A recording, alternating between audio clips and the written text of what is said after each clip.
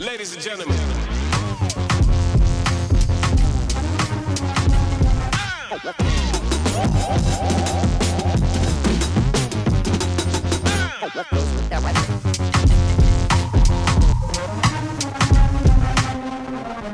In another video, we looked at how curriculum leaders can use Jamf Teacher and lesson templates to help them organise the whole curriculum or semester's worth of content-specific and application-specific use of iPads in the classroom to support teachers and equity of the use of technology so it supports all students.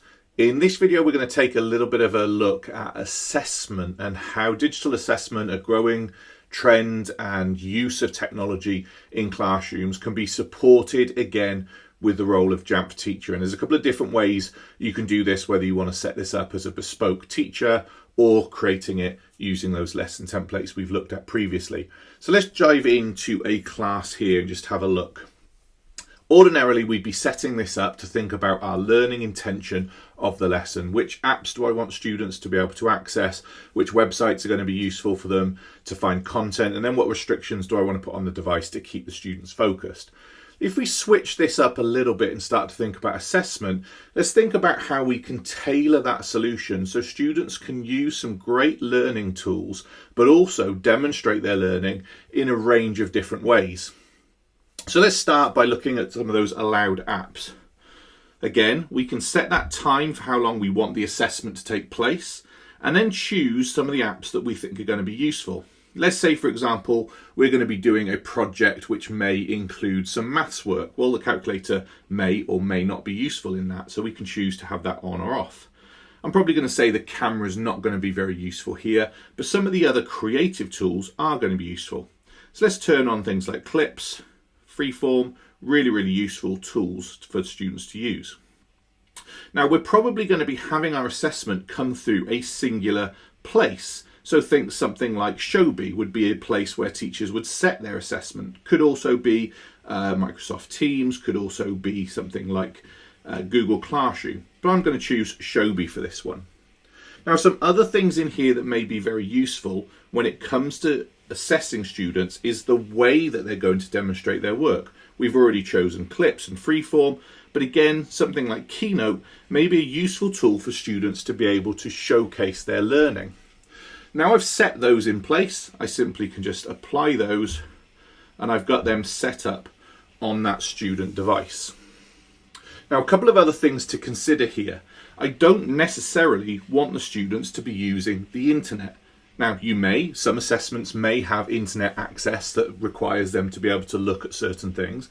So if there was a specific website that you wanted them to use, you could add that specific website in here. Now, the benefit of this is that it's only going to allow them to access that website. So let's just say this was their examination website. Obviously, it'd be more bespoke than this. Again, I can apply that. Now, at this point, it's added Safari in, but don't fear, it doesn't mean they have full access to all of the internet because I've restricted it down to just that single page. So on the student device now, when I go in, you'll see that Edexcel website is there for them to use. Every other website is going to be blocked. They're not going to be able to access it. If I try to access this one, for example, it's saying access restricted. So although it might be there, like the cache server may have kept some of that initial information on the page, as soon as they try and go into any additional detail, it's just going to block that page for them. Now, the restrictions is another useful one. Let's look at the restrictions that you can have on here. Again, lots of the general areas, but again, you can focus in on specific tools. Now, one thing to highlight here, things like spell check, autocorrect, but also those additional Apple Intelligence tools around writing. This is going to be something you may, again, or may not want to restrict, but having the ability to be able to define exactly what that device can be used for using Jamf Teacher means teachers can set this up within their lesson to make sure students are fully on task. Again, there we go. Set and bespoke.